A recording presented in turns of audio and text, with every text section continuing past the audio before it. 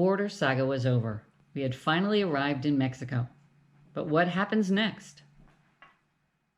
And we had about 6 hours to drive into to our halfway point, which is in Matehuala.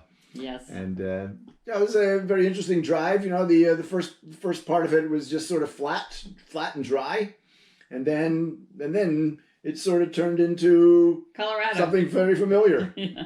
It was like driving through Colorado. Really, almost the whole thing was like driving through the mountains of Colorado, high desert. You could see these beautiful mountains in the distance that reminded me a lot of the Denver foothills. Near Morrison. It was just so familiar. Yeah. Not as much green, not as much conifer, but you know, sort of the terrain. Yeah. You know, terrain was the same and fairly dry. We're about 2 hours into Mexico now, and it was very flat and scrubby for a long time, but not anymore. Let's go around this truck, and then we'll sort of look around. You can see there's a lot of mountains all around us now. Can't even see the other side now because the mountains are in the way. It's beautiful. What do you think, buddy? He says, I like it. Yes, sirree. And how are the cats doing back here?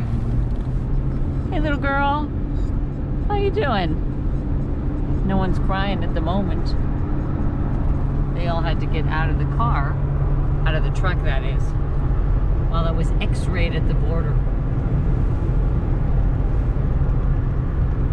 This is Mexico. And we got to Matehuala. We stayed at Las Palmas Midway Inn in Matehuala, which was an inn that was recommended to us by other expats who have taken this journey before. It's almost exactly the halfway point, and it's really a beautiful place, very inexpensive. They let us stay in our hotel room with all 3 cats, and we were very pet friendly. There was a great big field next to us where if we had dogs, we could have gone out there. It had mini golf, it had a swimming pool, it had like games.